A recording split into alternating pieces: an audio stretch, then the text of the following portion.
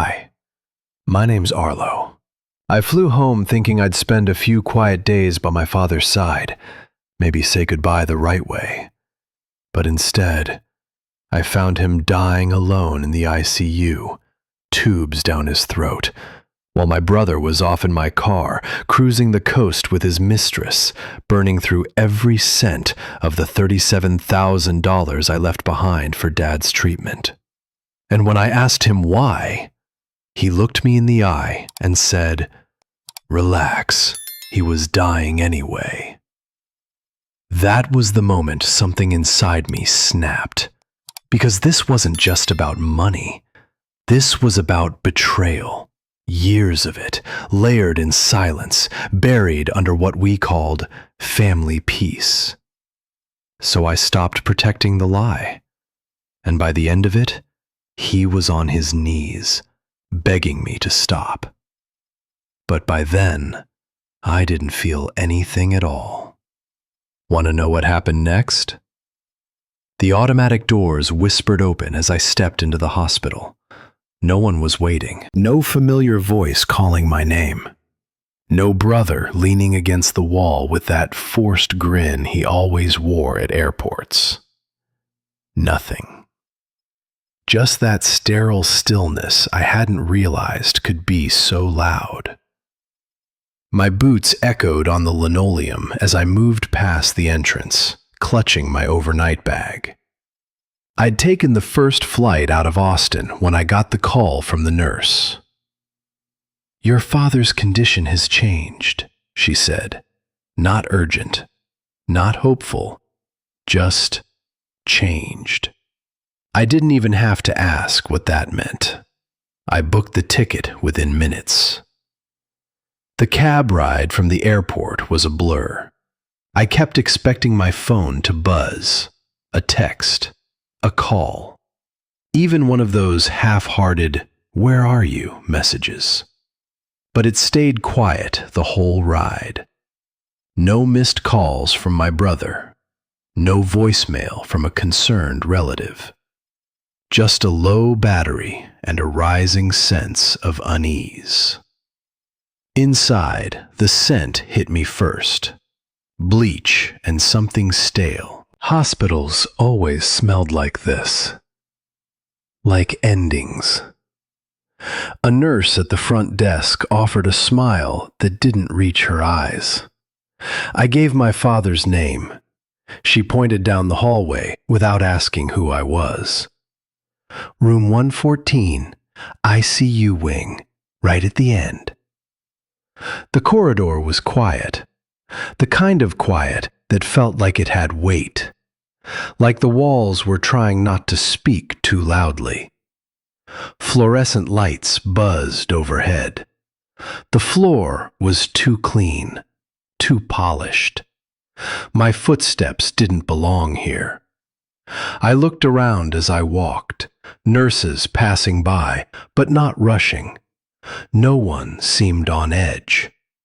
No code blues, no murmured concern. Just an ordinary shift in an extraordinary place. I stopped at the nurses' station before the ICU. There was a whiteboard behind the desk with names and room numbers. I scanned for one name, my brother's. Nothing. Not a visitor's badge, not a check-in note. Nothing. The nurse there didn't look up from her chart. "He's in there?" I asked. She nodded. "He's stable, but sedated. We've been keeping an eye on him. You're his son?" I nodded. My voice stuck in my throat. I reached for the door and pushed it open slowly, like I was afraid of what I might find. And maybe I was. He looked smaller. That's the first thing I noticed. My father had always been a tall man, broad-shouldered, tough, the kind of man who never showed pain, never needed help. But lying there, half covered in a hospital blanket, hooked up to machines, he didn't look like my father. He looked like someone waiting to leave. There were no flowers, no family photos taped to the wall, No jacket draped on the chair beside the bed. Just the steady beep of machines and the hum of the IV drip. I stood there for a while, didn't say anything, just watched him breathe, or rather, watched the machines breathe for him. I moved to the chair by the bed and sat. The cushion didn't even creak, untouched. A plastic water cup sat on the tray table, still full. The blanket at the foot of the bed had been folded neatly, never unfolded. The nurse came in quietly. She adjusted one of the monitors and glanced at me. "He's been alone most of the day," she said gently, almost like a confession. I nodded, swallowing the heaviness in my throat. "No one's visited?" "No," she said. "Not since he was admitted." I clenched my jaw. I didn't need to ask where my brother was. I already knew. And that knowledge stung more than I expected. I reached into my coat pocket and pulled out a white envelope. Crisp, clean, sealed that morning before I boarded the plane. Inside was a letter I'd written on the plane. My promise to take care of everything. The arrangements, the paperwork, whatever needed to be done. Not because anyone asked me to, but because someone had to. I placed the envelope beside his hand on the blanket.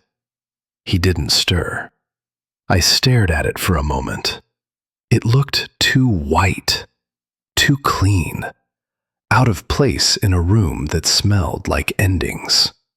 I pulled out my phone. Still no messages. I scrolled to my brother's name.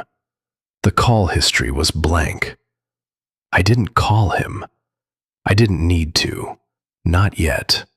I looked back at my father, then at the envelope, then at the silence that wrapped around me like a question that refused to be answered.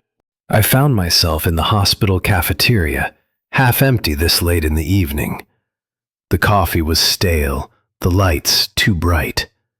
I grabbed a paper cup anyway and sat at a corner table by the window, staring at the parking lot outside. My phone sat on the tray, screen dark, reflecting nothing. I tapped on my brother's contact and hit call. No answer. I waited, called again. Still nothing. A nurse walked by with a tray and smiled politely. I stopped her gently. "Excuse me, has my brother been by today? Name's Evan Hart." She looked up, thoughtful for a second, then shrugged lightly. "He came earlier this week, maybe Monday? I remember because he dropped off some paperwork, something about finances already being handled. Haven't seen him since." Something about how she said it made my chest tighten. Finances already being handled. That was a phrase I never liked hearing, especially from someone who never handled much of anything. I thanked her, stood, and headed back toward the exit. Instead of returning to Dad's room, I slipped into the family lounge, just a small space with outdated magazines and a vending machine humming in the corner. I opened my banking app. I wasn't expecting anything strange. I thought maybe I'd see the money still sitting there, waiting to be used. But the moment the screen loaded, my stomach turned. Transfer complete. $37,000. Recipient Evan Hart. Date 3 days ago. I stared at it for a long time. Not because I didn't believe it, but because I did. That money wasn't for comfort, I whispered to myself. It was for time. Time for treatments, time for better care, time for Dad to go out with some dignity, not under flickering hospital lights and alone. I thought back to the day I wired the money. I'd called Evan, told him I'd cover everything, Dad's appointments, his bills, his meds. He didn't argue. He just said, "Sure, whatever you think is best." I took that to mean trust. Now I realized it just meant disinterest. He never asked what the money was for. He never once followed up. I had assumed silence meant things were being taken care of, but no, he just took it. As I sat there, stunned, my phone lit up with a notification. A message from an old friend back in Iowa. No words, just a photo. I tapped it open. Evan, smiling in the driver's seat of the car I'd helped him buy last year, Dad's old SUV, refitted for cross-country travel. His arm was around a woman I didn't recognize, blonde, tan, laughing. In the background, mountains. Nowhere near here. I didn't need the caption to know what it was. A road trip. A getaway.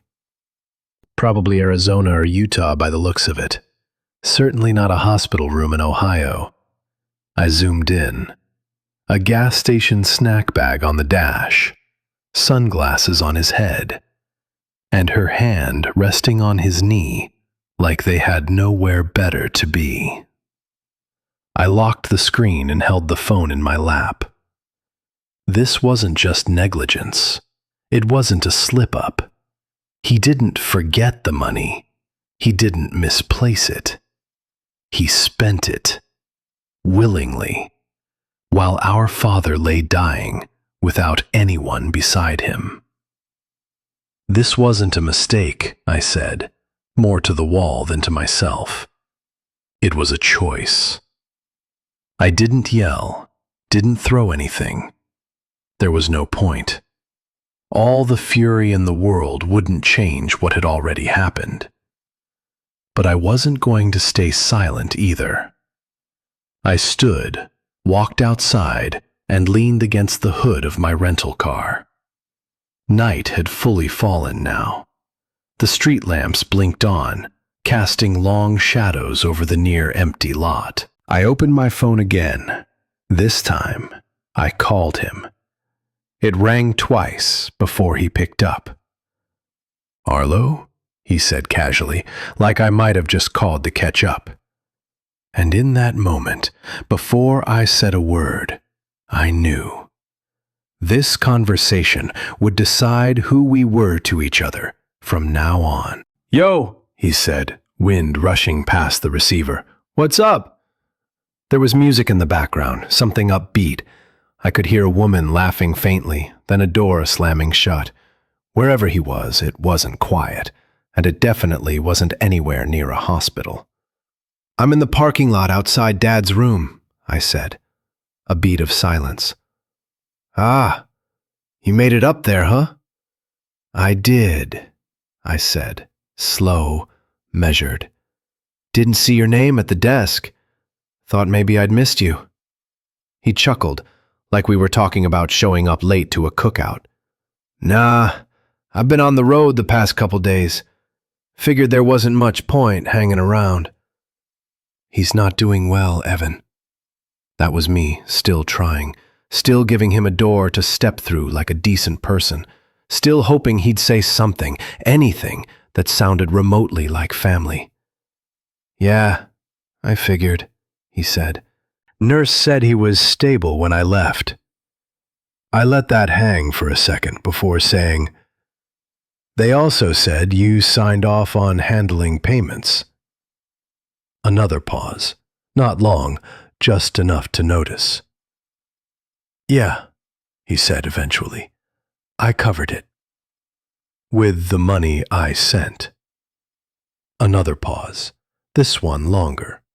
Then, "Well, yeah, it made sense. You drained the entire account, Evan. It was just sitting there, man. I needed it." "For what?" I asked. He didn't answer at first. I could hear the engine start, the soft ding of a car alert. You don't get it. I had stuff come up. It wasn't permanent. That money was for Dad, for treatment, for care, for dignity. Oh, come on, Arlo. He gave a little snort.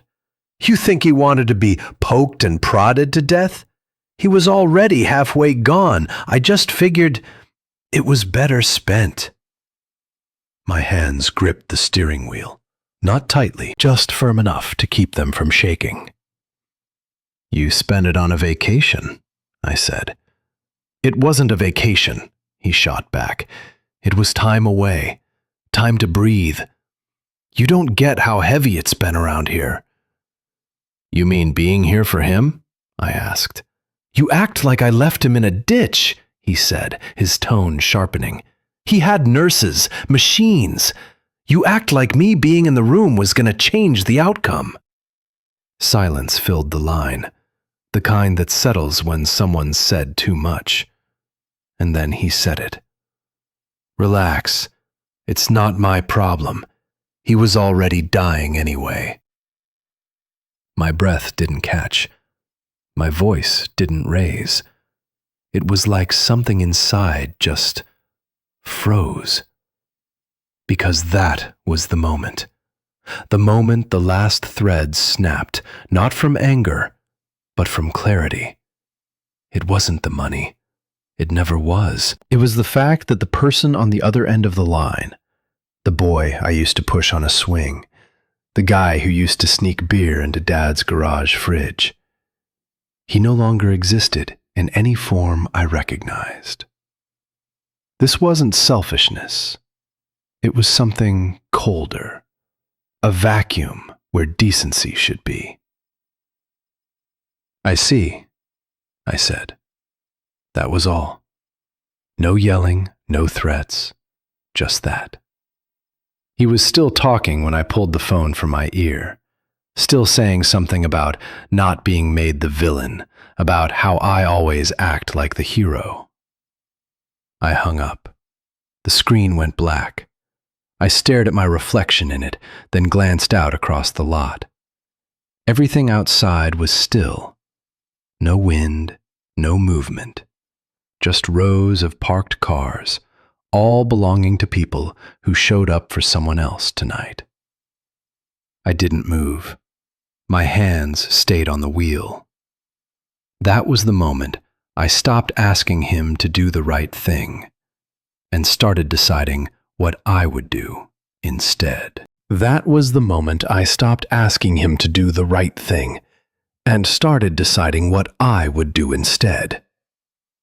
I sat there for another minute or two in the car, engine off, the inside fogging faintly from my breath. Everything outside was dark now, parking lot lights humming overhead, casting halos over the rows of still cars. It felt like a movie had ended, but I hadn't left the theater. Just silence and credits rolling inside my chest. Eventually, I stepped out, locked the door behind me, and made my way back into the hospital. The air inside hadn't changed. Still that sterile mix of bleach, old plastic, and microwaved food wafting from somewhere far off. But I had changed. I could feel it in the weight of my steps, the calm that settled over me like freshly fallen snow. Dad was still as I'd left him, his chest rising under the blanket, mechanical and steady. The machines next to him blinked and breathed and beeped without emotion. The chair by his bedside remained exactly where I'd placed it, the envelope still tucked under his hand. I sat down again and just looked at him, not in mourning, not even in fear. I wasn't feeling much of anything right then, just a kind of quiet readiness. A nurse passed the doorway, then doubled back with a soft knock. She stepped in, voice low. "Hey, sorry to interrupt. Everything okay with the family? I just noticed you've been here a while." I looked up at her. She had kind eyes, the kind people trust too easily. I gave a small nod. Yeah, everything's fine.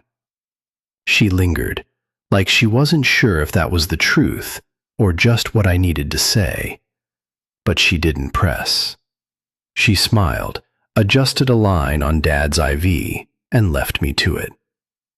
I stayed for a little longer, holding my silence like it was something sacred. Then I stood, walked out, and headed toward the stairwell. I didn't want to wait for the elevator. I needed a space without piped-in music or friendly voices. Just concrete steps, chilled metal railings, and the hollow echo of each footfall. I stopped on the landing between floors, leaned against the wall, and pulled out my phone. I opened the bank app again. Timeline. Transactions. The $37,000 wired out 2 days ago, before I'd even gotten the call that Dad was admitted. I cross-checked it against the hospital's admission records from earlier that day. Evan had known. He hadn't panicked and made a rash decision. He planned it. For the first time, I stopped calling it betrayal. I called it what it was: exploitation. He saw a moment of vulnerability and acted on it. That's not a lapse. That's a character. My phone buzzed. A message lit up. All good? Just checking in. No punctuation, just casual. Like none of what we'd said earlier had happened. Like we were still two guys who'd grown up together in the same split-level house on Maple Street, playing tag in the backyard while Mom yelled from the porch. I stared at the message. I didn't respond. Not to punish him. To see what he'd do next, without a reaction to measure against. I slipped the phone back into my jacket and headed out the stairwell, the cold concrete giving way to the warmer air of the lobby. Outside, the streetlights were thinning out as the town tucked itself in for the night. Back at my hotel, I tossed the key card onto the desk and sat down heavily in the chair beside the window. I opened my laptop. No distractions, no emails, just a blank document and a pen beside me. I started writing down what I knew. The money was moved before Dad got sick. Evan hadn't told anyone, not even Mom. He'd signed papers at the hospital days ago. The car, the trip, the timing. Then I made a second list. What I didn't know. Did anyone else know? Was this the first time? How far was he willing to go? I wasn't plotting revenge. I was getting ready to be precise. I understood this wouldn't end with hugs or explanations or things being okay. I accepted that I might be seen as the bad guy by people who didn't know the details, and maybe even by people who did. That was fine, because some lines, once crossed, don't lead back to where you were. I wasn't angry anymore. I was just clear. I closed the laptop, turned off the light, and laid back on the bed without pulling the covers up. The room was dark, but my mind wasn't resting. I hadn't said a word, but I had already crossed a line I couldn't uncross. The hours that followed moved like molasses. I drifted through them more than lived in them. At some point before dawn, I found myself in the hospital's chapel. It was tucked down a quiet hallway, mostly forgotten at that hour, and felt removed from the world outside. I slipped in without a sound and sat in the back row. Muted light filtered through the stained glass. Blue and gold shapes slid across the floor, slowly shifting as the sun crept closer to the horizon. I sat there, elbows resting on my knees, palms pressed together. Not praying exactly, just there. The room was silent, but my thoughts weren't. Was I becoming exactly what I had feared? The one who couldn't let go, who stirred the pot, who aired dirty laundry at the worst possible time. I'd spent most of my life keeping things even when things weren't fair, even when they weren't right. That was my role in the family. Make peace, smooth it over, let things pass. I was the one who got between Mom and Evan when they fought in high school.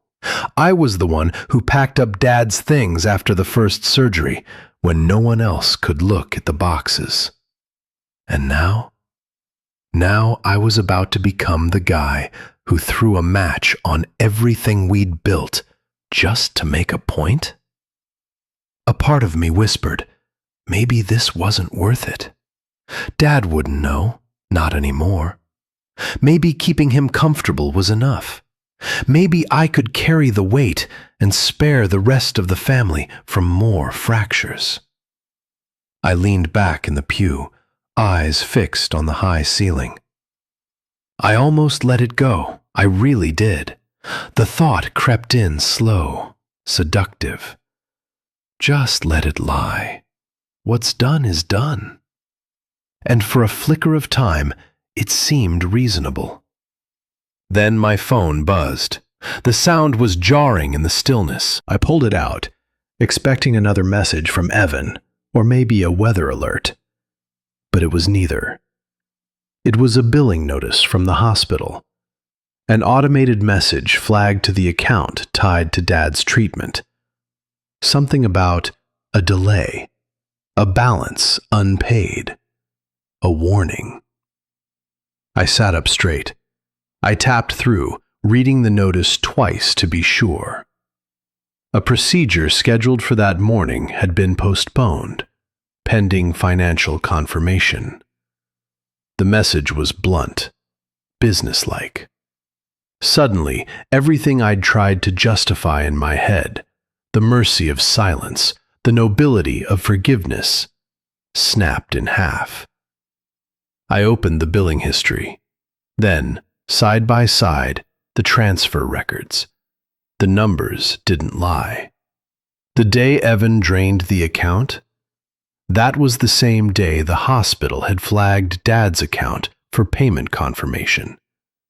The very same afternoon. It wasn't just wrong anymore. It was hurting him. In real time. I sat there, gripping the phone, that same mix of cold and hot crawling up my arms. This wasn't about my feelings. It wasn't about pride. It wasn't even about family anymore. It was about harm. And silence, now, would mean being part of it. I stood, quietly, and slipped out of the chapel. The hallway outside felt colder than it had before. I moved past empty chairs, dimmed overhead lights, and turned toward the hospital's back exit. The morning air was crisp. Dew glistened on the hoods of parked cars. A few early shift nurses shuffled toward the entrance, coffee cups in hand, heads low against the wind. I walked past them, down the sidewalk, into the street with no real direction. I just needed to move. Each step made it clearer. The peace I was afraid of breaking was already gone. It had cracked years ago. I just hadn't been ready to see it. I circled back toward the hotel as the sun started to stretch higher across the rooftops. Everything looked the same, but nothing felt familiar anymore. Not the street, not my name on the hotel registry, not even my own reflection in the sliding glass doors. Back in the room, I sat on the edge of the bed and opened my phone again. There was a draft message I'd started writing sometime during the night. An apology to Evan. Or maybe just a soft exit. "I don't want to fight," it said. "Let's find a way to move past this." I stared at it. Then I pressed and held. Selected delete. Watched it disappear. I locked the screen and set the phone face down on the nightstand. I didn't know how far this would go, but I knew I wasn't turning back. By late morning, I was seated in a quiet administrative office tucked behind the nurse's station. The woman across from me wore a navy cardigan and had a tone that was kind but practiced. Someone who had delivered tough financial conversations far too many times to be rattled by one more. "I just need to understand," I said, keeping my voice calm. "Who authorized the last payment on my father's account?" She clicked through screens, adjusted her glasses. "It looks like there was a visitor listed as a financial proxy 3 days ago. Evan Brandt." I leaned forward slightly. "Was that added with any documentation?" She nodded. "He presented a signed form, stated he was acting on behalf of the family during a medical emergency." I didn't react, not outwardly, but inside, a knot pulled tighter. "So you accepted that without confirming it with anyone else?" "He had ID," she said gently, "and the system showed his name under emergency contact. Legally, that was sufficient." Of course it was. He knew the process. He'd prepared. "Can I request a full itemized statement?" I asked. "I'd like dates, amounts, authorizations, anything tied to payments or decisions."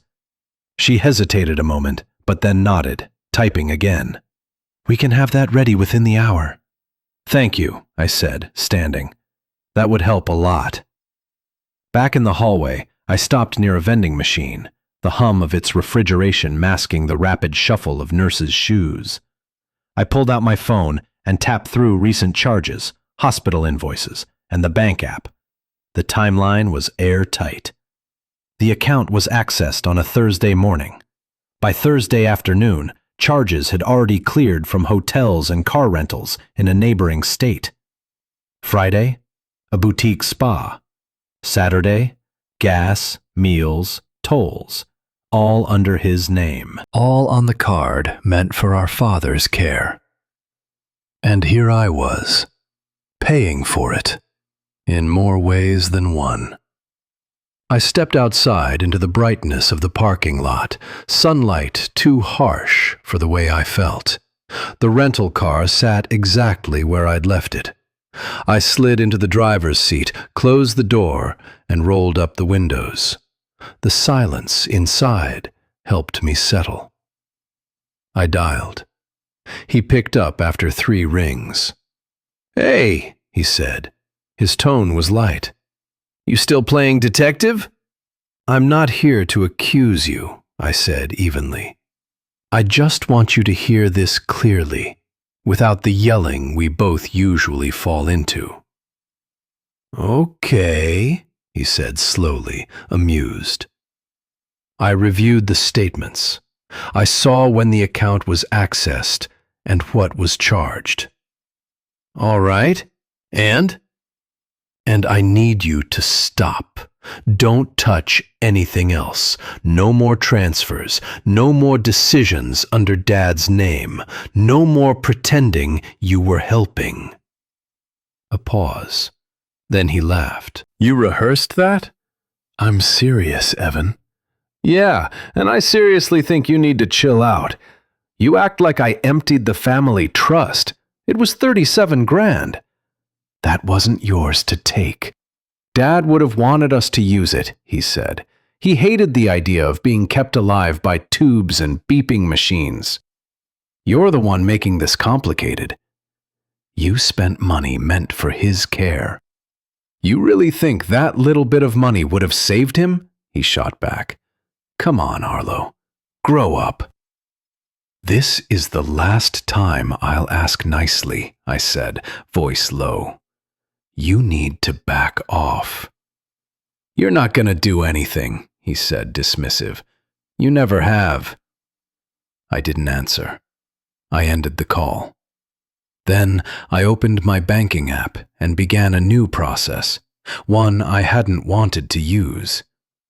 I initiated a temporary account freeze. Then I requested a security review of all recent access. I changed passwords, updated verification settings, revoked shared access, and flagged every linked transaction under my name for fraud review. Not out of spite, out of obligation. Because leaving the gate open after the wolf already took a sheep, that's not mercy. That's negligence. Half an hour later, I pulled off the highway into a quiet roadside diner. It was the kind of place where the menu hadn't changed in 30 years, and every waitress called you hun. I sat at the counter, ordered black coffee and a turkey sandwich, and waited in the kind of silence that only comes when you've already done the thing you didn't want to do. Around me, the world kept turning. A couple in their 60s argued gently about what pie to split. A kid bounced his foot on the vinyl booth across the way. The sound of the coffee machine puffed like steam escaping from a slow-boiling kettle. No one knew what kind of day I was having, and I liked it that way. I checked my phone again, almost out of habit. A new message blinked at the top of the screen. It was from Evan. You really want to go to war over this? Don't forget who's been carrying this family while you were off being invisible. Don't push me. I read it twice. No panic, no regret. Just confirmation. He still thought this was a game, and that was the last mistake he'd get to make. I had barely pushed my chair back from the diner counter when my phone buzzed again. Then again. Then again. 3 messages, stacked one after the other, all from Evan, each one angrier than the last. What the hell did you do? You froze the accounts? That's illegal. You think you're smarter than me? You won't win this. I stood still in the parking lot, thumb hovering over the screen. The air was dry, but the heat was rising, off the asphalt, off the phone in my hand, off me. The 4th message came a minute later, longer this time. I've already spoken to Aunt Marianne and Uncle Joe. They know what you're trying to pull. They know how you've always been jealous, controlling, bitter. You never cared about Dad. You just want to control his money. That one stung, but not for the reasons he thought. It wasn't the accusations, it was the familiarity of the playbook. Every family has one person who holds the narrative strings. In ours, Evan had always known how to twist the story just enough to make himself the victim. Now he was pulling the same trick, but this time the stakes were heavier. He wasn't just rewriting history, he was trying to erase me from it. Back at the hotel, I shut the door quietly behind me. The stillness made the messages louder in my head. I didn't sit. I walked to the window, looked out across the parking lot at a world that felt utterly unaware of what I was in the middle of. Then came the email. Subject line: Urgent family matter. Arlo's behavior. It was addressed to half our extended family. I was CC'd. He'd written a 2-paragraph bomb, painted me as unhinged, said I was taking legal action against my own brother during a time when we should be united for Dad's sake. He said I was interfering with medical decisions, that I was harassing staff and trying to take full financial control without input. The irony almost made me laugh, if it hadn't made my stomach turn. I closed my laptop, not in defeat, just to breathe. An hour later, back at the hospital, a nurse stopped me gently in the hallway. "Mr. Brandt," she said, hesitating slightly, "I just want to let you know, someone claiming to be your brother came by earlier. He said he had new documents for your father's file, but since you're the listed point of contact now, we didn't proceed." "Thank you," I said. She nodded once. Professional. Careful. The way people act when they've been told there's a conflict they don't want to step into. It wasn't just a disagreement anymore. It was a war for legitimacy, and Evan was trying to win it by erasing mine. I walked past the ICU room and kept going, stopping only when I found a quiet alcove with a bench and a power outlet. I opened the laptop again, slower this time, deliberate. The folder was already open from earlier. Bills, transfer records, emails, hospital authorizations. The picture was complete now. The dates lined up too well. The same day Dad was admitted, Evan had contacted the bank. The next day, he presented the financial proxy. Within 48 hours, transactions started pouring through. And in all of it, his name. Not once had he asked. Not once had he checked. It wasn't panic. It wasn't improvisation. It was strategy. Another message buzzed. This one, shorter, and far more dangerous. "You're not as clean as you think. You forget. I know what you've done too. Want me to remind them?" I read it again, and again. It was a threat, thinly veiled, sloppily worded, but enough to change the entire shape of this. Because there was one thing he didn't know. Everything I had done, everything I had documented, it was all backed up. Screenshots, statements, voicemails, conversations logged. And now he had just referenced details he should have never known, unless he had accessed information illegally. That slip-up? That was his tell. I leaned back against the cool wall, staring at the email thread now reopened on my screen. I didn't respond. Not yet. Timing mattered more than anger now. Retaliating would feel good, but it wouldn't fix anything. What would? Letting him keep digging. Because now, I wasn't just defending myself.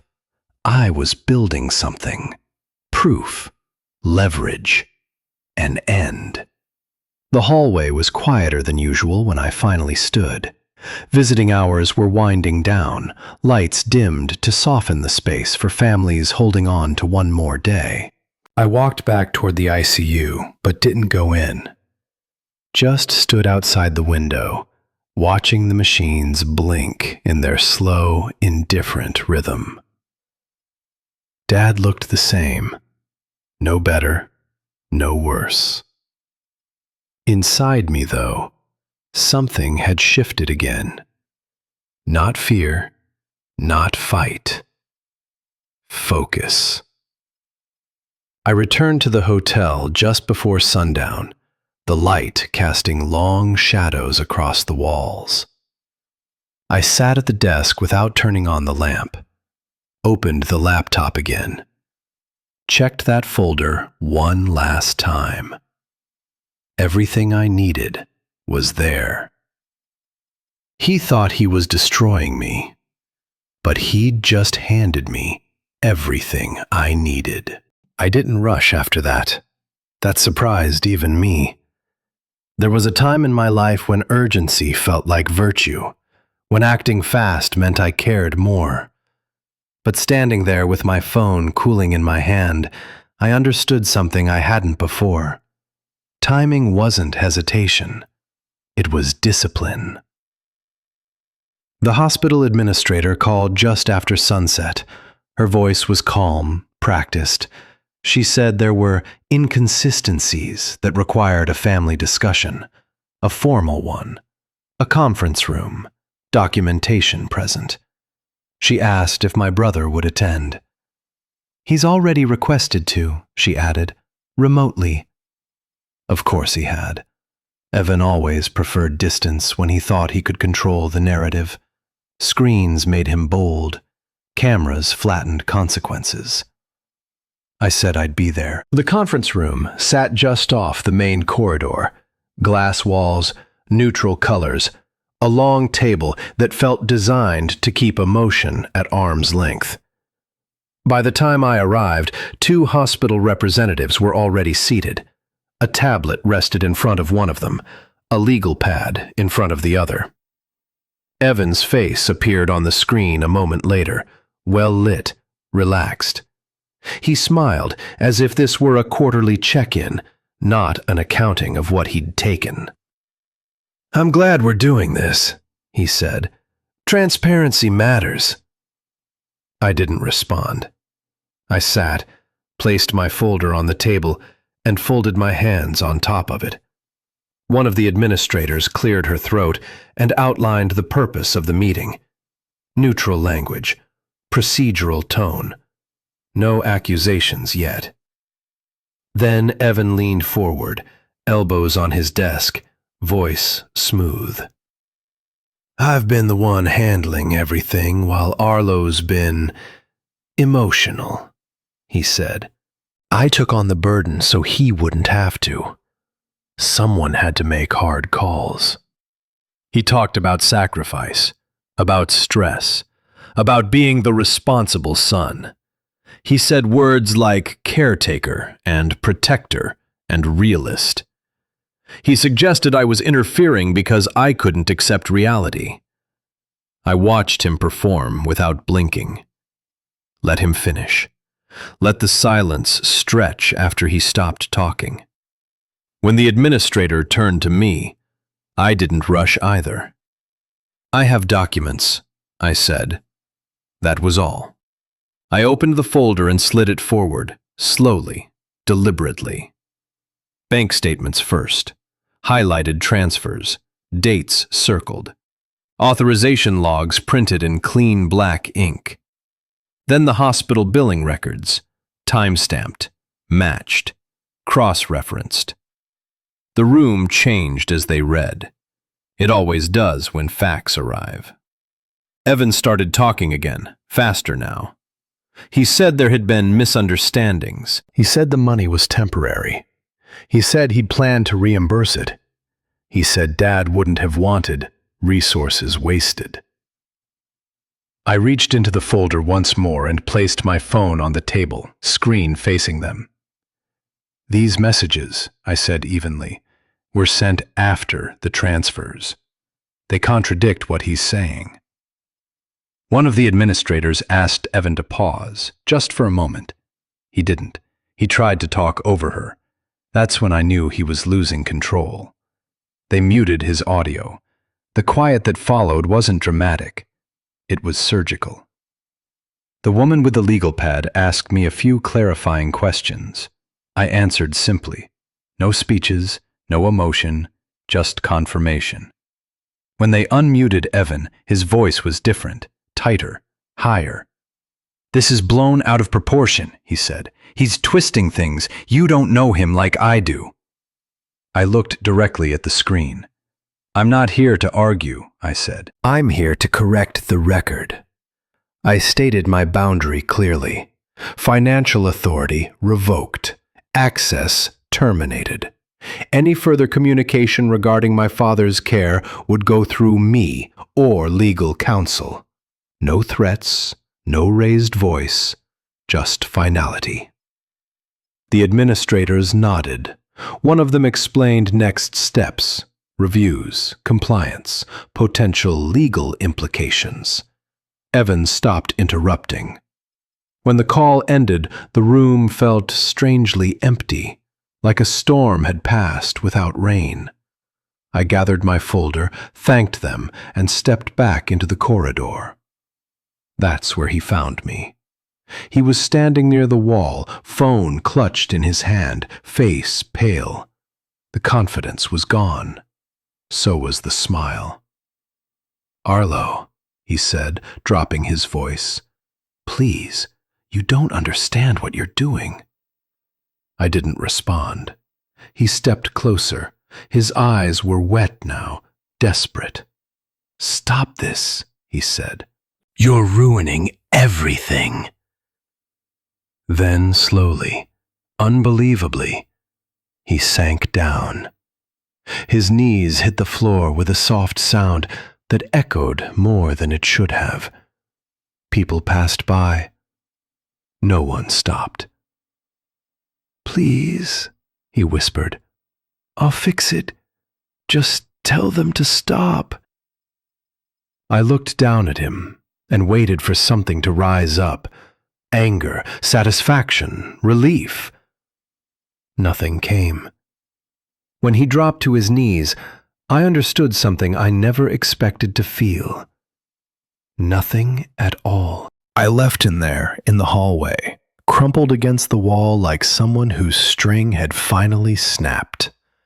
His voice followed me for a few steps, low, pleading, barely more than a whisper.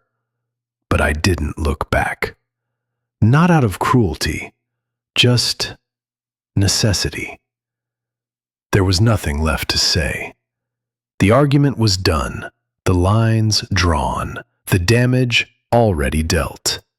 And for the first time in my life, I wasn't the one staying to clean it up.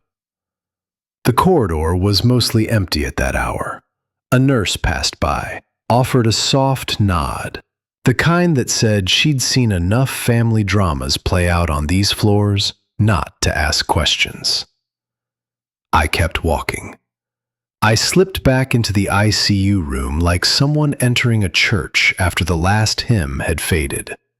The hum of the machines, the rhythm of the monitors, it was all just as I'd left it, except it felt quieter now. Not the kind of quiet that presses down on you, the kind that invites stillness. Dad was asleep, or maybe just unconscious. It didn't matter much anymore. His breath moved shallowly under the sheet. His hands rested motionless on either side of the blanket. I pulled the chair closer and sat down slowly, like the air around him was fragile. Then I reached into my jacket and pulled out the white envelope, the one that had passed between us like some sacred relic. I'd carried it for days, rewritten what it meant more times than I could count. Now, it was different. I placed it in his hand gently, curling his fingers over it with my own. My voice was low, steady. "It's not a promise anymore," I whispered. "It's proof. Proof that I stood up. Proof that I didn't flinch. Proof that I chose the truth, even if it broke something we once called peace." He didn't stir, but I kept talking. "You always said peace matters more than being right. I think you believed that. I did too, for a while. But peace built on silence isn't peace. It's just waiting for the next blow." I leaned back, eyes drifting to the monitor beside his bed. I didn't know how many days he had left. None of us did. But I knew one thing with certainty. The last of those days wouldn't be spent under a lie. The ache didn't hit me like a wave. It crept in slowly, filling the spaces I'd held tight through every fight, every document, every message I didn't want to read. I let it settle, let it belong. Because grief, when it's honest, has its own kind of grace. I stayed like that for a while, just sitting, breathing, watching. Then, when I felt the moment turn, I stood up, pressed my palm once to his shoulder, then walked toward the door without checking over my shoulder. On the way out, I passed the nurses' station. One of them looked up, recognized me, then offered a look that asked if I was okay. I gave a small nod, just enough. Outside the automatic doors, the air had cooled. It must have been after midnight by then, though I wasn't sure. The city was hushed, the street near the hospital, dim and mostly empty. A delivery truck rumbled by. A few leaves skittered across the sidewalk. I started walking, not toward the parking garage, not with any destination, just walking. Each step felt like I was giving something back to the world. The burden, the story, the version of myself I thought I had to be. For years, I believed my role was to hold everything together, to be the bridge between people who wouldn't speak to each other unless I forced the connection. But bridges get worn, and sometimes they collapse under the weight of what no one else is willing to carry. I didn't blame Evan anymore, not in the way I used to. I understood now. Understood how desperation makes people twist their own story until they can live inside it. But understanding doesn't mean returning. It doesn't mean repairing what shouldn't be repaired. Some things don't go back to the way they were. That's not tragedy. That's truth. I paused under a streetlight. The dawn was just beginning to bleed into the edges of the sky, soft, tentative. It didn't feel like a new beginning, just a continuation. I thought of Dad again, of what we never said, of what we didn't need to. He never asked me to fix anything. That was my invention.